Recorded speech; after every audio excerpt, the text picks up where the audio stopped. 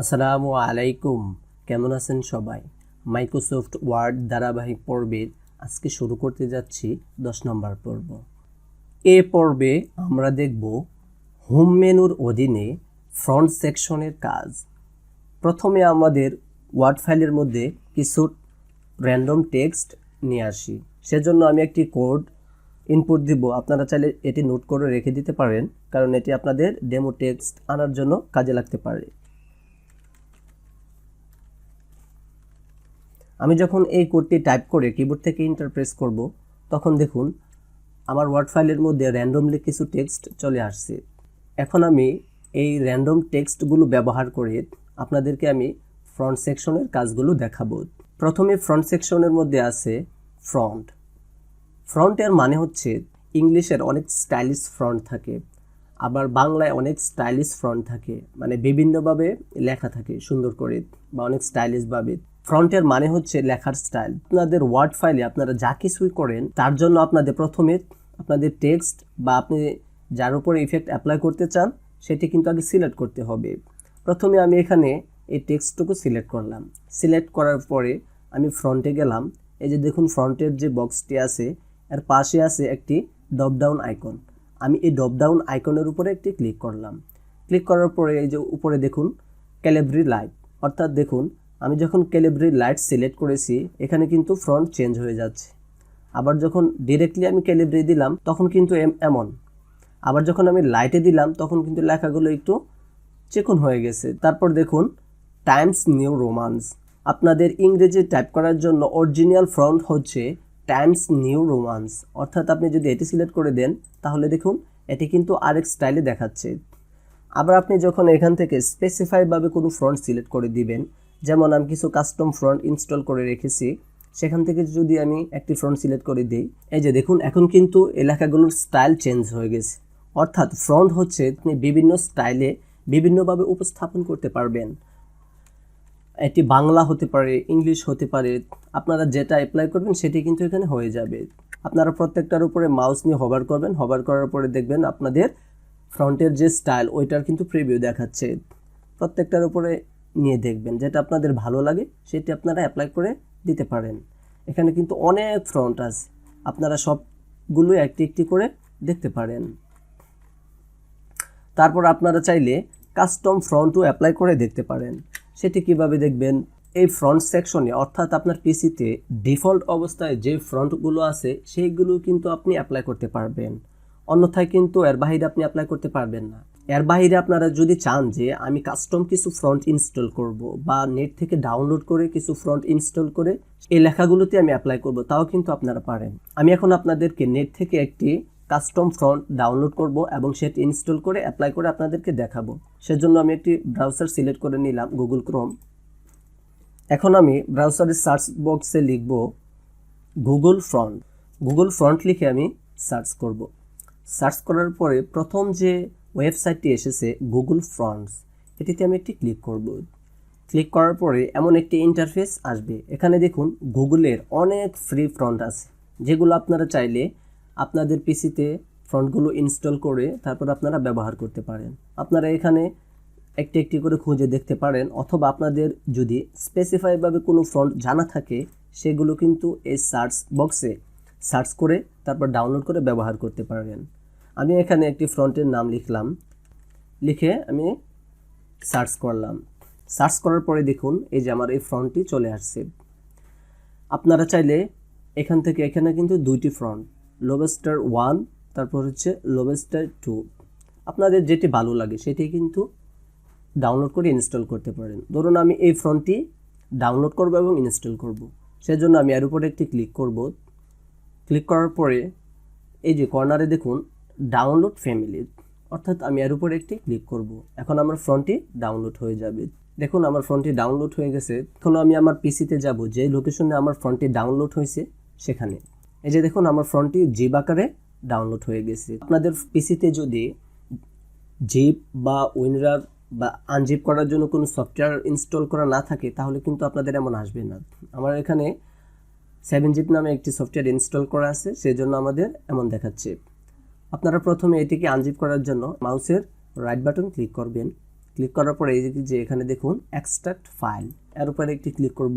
Click করার পরে আমি ওকেতে প্রেস করব। এখন কিন্তু আমার ফন্টটি আনজিপ করা হয়ে গেছে। এখন আমি আমার ফোল্ডারে যাব। ফোল্ডারে যাওয়ার পর এই যে দেখুন লোবাস্টার রেগুলার, এই ফন্টটিতে আমি ডাবল ক্লিক করব। ডাবল ক্লিক করার পরে আমার এখানে এমন একটি ইন্টারফেস শো হবে। প্রথমে দেখুন প্রিন্ট, তারপর হচ্ছে ইনস্টল। আমাদের তো দরকার ইনস্টল, কারণ আমাদের পিসিতে এটি ইনস্টল করে আমি আমার ওয়ার্ড ফাইলে কাজ করতে পারবো বা আমি ফ্রন্টটি ব্যবহার করতে পারবো। সেজন্য আমি ইনস্টলে একটি ক্লিক করব। ক্লিক করার পরে একটু ওয়েট করব। দেখুন আমার ফ্রন্টটি কিন্তু ইনস্টল হয়ে গেছে। এখন কিন্তু আমার এখানে ইনস্টল যে লেখাটি আছে এটি কিন্তু আর এনেবল নাই, এটি কিন্তু হাইড হয়ে গেছে। এখন আমি এগুলো কেটে দিলাম। কেটে দেওয়ার পরে আমি আমার ওয়ার্ড ফাইলে গেলাম। ওয়ার্ড ফাইলে যাওয়ার পরে আমি এই টেক্সটটিতে এই ফ্রন্টটি অ্যাপ্লাই করব। সেজন্য আমি আমার ফ্রন্টের যে বক্সটি আছে এটিতে একটি ক্লিক করব। ক্লিক করে আমি যে ফ্রন্টটি ডাউনলোড দিয়েছি সেটি হচ্ছে লোবাস্টার, LOBSTER। লোবাস্টার লিখে আমি যখন কিবোর্ড থেকে এন্টার প্রেস করলাম তাহলে কিন্তু লোবাস্টার ফ্রন্টে আমার এই সম্পূর্ণ টেক্সটটি চলে আসছে। আপনারা চাইলে কিন্তু এভাবে কাস্টম ফ্রন্ট নেট থেকে ডাউনলোড করে ইনস্টল করে আপনাদের ওয়ার্ড ফাইলে অ্যাপ্লাই করতে পারবেন। অথবা আপনাদের যে বাংলা ফ্রন্ট, বিভিন্ন স্টাইলিশ ফ্রন্ট আপনাদের যদি প্রয়োজন পড়ে তাহলে কিন্তু এভাবে ইনস্টল করে আপনাদের ওয়ার্ড ফাইলে ব্যবহার করতে পারেন। এখন আমরা দেখব ফ্রন্ট সাইজ। এর কিবোর্ড শর্টকাট হচ্ছে Ctrl+Shift+P। এর কাজ হচ্ছে আপনি আপনার ওয়ার্ড ফাইলে যতগুলো টেক্সট টাইপ করেছেন সেটির সাইজ কত, এখান থেকে আপনি ছোট করতে পারবেন, বড় করতে পারবেন বা স্পেসিফাইভাবে সেটিকে নির্ধারণ করে দিতে পারবেন। আপনারা চাইলে এটিকে ছোট করে দিতে পারেন। সর্বনিম্ন ফ্রন্ট সাইজ হচ্ছে 8। তারপর যদি আপনারা আরেকটু বড় করে দিতে চান তাহলে 10 দিতে পারেন, তারপর 18 দিতে পারেন, 20 দিতে পারেন। সর্বোচ্চ এখানে 72 পর্যন্ত দেওয়া আছে। তার মানে এই নয় যে আপনারা এটিকে 72 পর্যন্ত বড় করতে পারবেন। আপনারা চাইলে আরও বড় করতে পারবেন। সেটি কিভাবে করতে পারেন? এই যে এখানে ফ্রন্ট সাইজ, এই বক্সের মধ্যে একটি ক্লিক করবেন মাউস দিয়ে। তাহলে কিন্তু এখানে যে ডিফল্ট অবস্থায় টেক্সট যে ফ্রন্ট সাইজটি ছিল সেটি কিন্তু সিলেক্ট হয়ে গেছে। এখন আপনি কিবোর্ড থেকে যদি আপনি 100 দেন, দিয়ে যদি কিবোর্ড থেকে এন্টার প্রেস করেন তাহলে আপনার ফ্রন্ট সাইজ কিন্তু বড় হয়ে যাবে। আপনি যদি চান না আরও বড় করবেন তাহলে আপনি 200 দিতে পারেন, আরও বড় হয়ে যাবে। আপনি যদি চান না যে এটাকে আরও বড় করবেন তাহলে 500 দিতে পারেন, তাহলে কিন্তু একটু আরও বড় হয়ে যাবে। আপনারা যদি এটিকে কমাতে চান তাহলে এই ড্রপ ডাউন আইকনে একটি ক্লিক করবেন। ক্লিক করে আপনি এটিকে ডিফল্ট সাইজে বা আপনার যতটুকু প্রয়োজন সেই সাইজে আপনি নিয়ে আসতে পারেন। এরপর আমরা যে অপশনটি দেখব সেটি হচ্ছে ইনক্রিজ ফ্রন্ট সাইজ। এর কিবোর্ড শর্টকাট হচ্ছে Ctrl+Shift+Array। আপনি যখন এটিতে ক্লিক করবেন তাহলে কিন্তু এটি বড় হবে। আপনি যখন কিবোর্ড থেকে আবার Ctrl+Shift লেফট সাইডের অ্যারোতে চাপ দিবেন তাহলে কিন্তু এটা ছোট হতে থাকবে। আপনি এর উপরে যখন মাউস নেবেন, নিয়ে যদি আপনি ক্লিক করেন তাহলে কিন্তু দেখুন লেখাগুলো বড় হতে থাকবে। এর পাশে দেখুন আরেকটি অপশন আছে, সেটি হচ্ছে ডিক্রিজ ফন্ট সাইজ। এর কিবোর্ড শর্টকাট হচ্ছে Ctrl+Shift+Left-Arrow। আপনি যখন এটিতে প্রেস করবেন তাহলে কিন্তু এটি ছোট হতে থাকবে, অথবা আপনি যদি এর উপরে ক্লিক করেন তাহলে কিন্তু লেখাগুলো ছোট হতে থাকবে। এই দুইটা অপশন দিয়ে আপনি লেখাগুলো বড় করতে পারবেন এবং ছোট করতে পারবেন। আপনি যখন এখানে যে ক্যাপিটাল যে এটি আছে এটিতে যদি আপনি ক্লিক করেন তাহলে কিন্তু লেখার সাইজ বড় হতে থাকবে, অথবা আপনি যদি কিবোর্ড থেকে Ctrl+Shift যে অ্যারো চিহ্নটি আছে এটিতে যদি ক্লিক করেন তাহলে কিন্তু এটি বড় হতে থাকবে। আরেকটি পদ্ধতিতে আপনারা লেখা বড় করতে পারেন, সেটি হচ্ছে লেখাটি সিলেক্ট করে আপনি যখন কিবোর্ড থেকে থার্ড ব্র্যাকেট প্রেস করবেন তাহলে কিন্তু লেখার সাইজ বড় হতে থাকবে। আপনি যখন কিবোর্ড থেকে থার্ড ব্র্যাকেট প্রথমটা দিবেন তাহলে কিন্তু এটা ছোট হতে থাকবে। আবার কিবোর্ড থেকে যখন আপনি কন্ট্রোল থার্ড ব্র্যাকেট সেকেন্ডটা দিবেন তাহলে কিন্তু এটি বড় হতে থাকবে। ফ্রন্ট সাইজ থেকেও আপনারা লেখা ছোট বড় করতে পারেন, অথবা এখানে লিখে দিলেও আপনারা লেখার সাইজ বড় ছোট করতে পারেন। তারপর এখানে ইনক্রিজ, অর্থাৎ এর উপরে ক্লিক করলেও আপনারা লেখা বড় করতে পারেন, অথবা আপনারা কিবোর্ড থেকে যদি Ctrl+Shift যে অ্যারো চিহ্নটি আছে এটিতে যদি ক্লিক করেন তাহলে কিন্তু আপনারা লেখার সাইজ বড় করতে পারেন। আর আপনারা যদি ছোট করতে চান তাহলে কিভাবে করবেন? এখন দেখুন লেখার সাইজ কিন্তু অনেক বড়। আপনারা যখন এটিকে ছোট করতে চাইবেন তখন এখানে এই যে ফ্রন্ট সাইজ যে বক্সটি আছে এটিতে ক্লিক করে আপনারা যখন এখান থেকে সাইজ নির্ধারণ করে দিবেন তাহলে কিন্তু ছোট হয়ে যাবে। অথবা আপনারা এই ফ্রন্ট সাইজের যে বক্সটি আছে এটিতে একটি ক্লিক করে নির্দিষ্ট সাইজ দিয়ে কিবোর্ড থেকে এন্টার প্রেস করতে পারেন, তাহলে কিন্তু এটি ছোট হয়ে যাবে বা যে সাইজ দিতে চান সেটিতে হয়ে যাবে। তারপর হচ্ছে আপনারা যখন এই ডিক্রিজ ফ্রন্ট সাইজের উপরে ক্লিক করবেন তাহলে ছোট হবে, অথবা আপনারা যদি কিবোর্ড থেকে কন্ট্রোল শিফট যে লেফট অ্যারোটি আছে এটিতে ক্লিক করেন তাহলে কিন্তু এটি ছোট হতে থাকবে। অথবা আপনারা যদি কিবোর্ড থেকে কন্ট্রোল যে থার্ড ব্র্যাকেটটি আছে মানে থার্ড ব্র্যাকেট প্রথমটি এটিতে যদি প্রেস করেন তাহলে কিন্তু ছোট হয়ে যাবে। আপনারা যদি বড় করতে চান তাহলে আগের নিয়মে আপনারা করতে পারেন। এখন আমরা দেখব চেঞ্জ কেস। এর পাশে দেখুন একটি ড্রপ ডাউন আইকন আছে, আমরা এটিতে একটি ক্লিক করব। ক্লিক করার পরে প্রথম যে অপশনটি আছে সেটি হচ্ছে সেন্টেন্স কেস, অর্থাৎ আপনার ওয়ার্ড ফাইলের মধ্যে যতগুলো টেক্সটই থাকুক না কেন, 1 পেজ 2 পেজ 3 পেজ, সবগুলোকে যখন আপনি সেন্টেন্স কেস অর্থাৎ প্রত্যেকটা সেন্টেন্সের প্রথম অক্ষরটি বড় থাকবে এবং অন্যগুলো ছোট হাতের থাকবে, এবং পরবর্তী লাইন যেখান থেকে শুরু হবে প্রথম অক্ষরটি বড় হাতের থাকবে এবং সবগুলো ছোট হাতের থাকবে, অর্থাৎ এটাকে বলা হয় সেন্টেন্স কেস। আপনারা যদি এইভাবে করতে চান তাহলে আপনারা সেন্টেন্স কেসে ক্লিক করবেন। এখানে দেখুন আমার সবগুলো লেখা কিন্তু ছোট হাতের। আমি সেন্টেন্স কেসে রূপান্তর করব, সেই জন্য আমার সবগুলো লেখাকে কন্ট্রোল এ দিয়ে সিলেক্ট করে নিলাম। তারপর আমি চেঞ্জ কেসে ক্লিক করব। ক্লিক করার পরে সেন্টেন্স কেসে যখন ক্লিক করব দেখুন আমার প্রত্যেকটা সেন্টেন্সের প্রথম যে অক্ষরটি এই যে এখানে ভি বড় হাতের চলে আসছে, তারপর এখান থেকে এখান পর্যন্ত হচ্ছে দ্বিতীয় লাইন, এখানে দেখুন প্রথম অক্ষরটি বড় হাতের চলে আসছে, অর্থাৎ প্রত্যেকটা সেন্টেন্সের প্রথম অক্ষরটি বড় হাতের চলে আসবে। এটি হচ্ছে সেন্টেন্স কেস। তারপর হচ্ছে লোয়ার কেস। লোয়ার কেসের মানে হচ্ছে আপনার ডকুমেন্টে যত টেক্সটই থাকুক না কেন আপনি সবগুলোকে স্মল লেটারে কনভার্ট করবেন। সেজন্য আপনি লোয়ার কেসে যদি ক্লিক করেন তাহলে সবগুলো কিন্তু লোয়ার কেসে রূপান্তর হয়ে যাবে। যদি আপনাদের প্রয়োজন পড়ে সবগুলো ছোট হাতের বা স্মল ক্যারেক্টারে করবেন তখন কিন্তু আপনারা এটি ব্যবহার করতে পারেন। এখন কিন্তু দেখুন আমার সবগুলোই স্মল লেটারের। তারপর হচ্ছে আপার কেস। আপনারা যখন অনেক সময় কোনো কাজ করেন দেখবেন বা অনেক পেজে আপনারা দেখতে পারেন বা অনেক ডকুমেন্টে দেখতে পারেন সবগুলো কিন্তু বড় হাতের থাকে। সেটি কিভাবে করা হয়? সেটি কি টাইপ করার সময় করা হয়? না, অনেক সময় টাইপ করার সময় করা হয়, বা আপনি অনেক সময় টাইপ করেছেন কিন্তু আপনাকে বলা হলো যে আপনি সবগুলো আপার কেসে করবেন, তখন আপনি কি আবার প্রথম থেকে একটি একটি করে করবেন? না, সেটি করার জন্য আপনার সমস্ত লেখাকে কন্ট্রোল এ দিয়ে সিলেক্ট করবেন। করার পরে আপনি চেঞ্জ কেসে আসবেন। আসার পরে এখানে দেখুন আপার কেস। আপনি যখন আপার কেসে ক্লিক করবেন দেখুন আমার এই ওয়ার্ড ফাইলের সমস্ত লেখা কিন্তু আপার কেসে কনভার্ট হয়ে গেছে। এখন কিন্তু সব আমার বড় হাতের।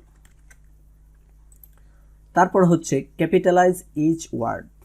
আপনি যখন এটিতে ক্লিক করবেন অর্থাৎ প্রত্যেকটা ওয়ার্ডের প্রথম অক্ষর কিন্তু আমার বড় হাতের চলে আসছে। এটি যদি আপনাদের প্রয়োজন পড়ে বা আপনারা যদি এমন করতে চান তাহলে কিন্তু আপনারা এটি ব্যবহার করতে পারেন। তারপর হচ্ছে ট্রগল কেস। এটিতে যখন আপনারা ক্লিক করবেন আপনার ওয়ার্ডে যতগুলো সেন্টেন্স থাকবে এবং সেন্টেন্সের ভিতরে যে ওয়ার্ডগুলো থাকবে ওয়ার্ডের প্রথম অক্ষরটি স্মল লেটারে চলে আসবে এবং অন্য সবগুলো ক্যাপিটাল লেটারে চলে আসবে, অর্থাৎ আপনার প্রত্যেকটি ওয়ার্ডের প্রথম অক্ষরটি স্মল লেটারে আসবে।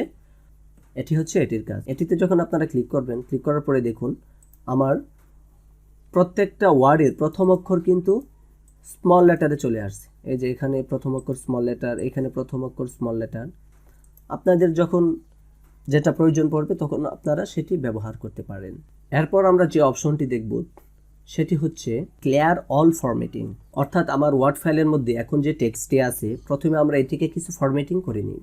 প্রথমে আমরা এটিকে ফন্ট চেঞ্জ করে নেই, বোল্ড করে দেই, ইতালিক করে দেই, আন্ডারলাইন করে দেই, তারপর এটিকে কিছু ইফেক্ট দিয়ে দেই, তারপর ফন্ট কালার দিয়ে দেই, তারপর এর সাইজ একটু বড় করে দেই। দেখুন আমি এটিকে কিছু ইফেক্ট দিলাম, অর্থাৎ কিছু ফরম্যাটিং করলাম। ফরম্যাটিং করার পরে আপনাদের যদি এমন প্রয়োজন হয় যে আমি এখন এই ফরম্যাটিংগুলো আমি ক্লিয়ার করে দিব, যা যা অ্যাপ্লাই করেছি সবগুলো আমি ক্যান্সেল করে দেব, তখন আপনারা কিভাবে করবেন? এটি আপনারা অনেকভাবেই করতে পারেন।